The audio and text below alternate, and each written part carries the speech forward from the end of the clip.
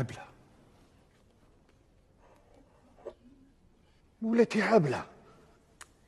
ها زقي الله اخر مانيش نسمع مليح.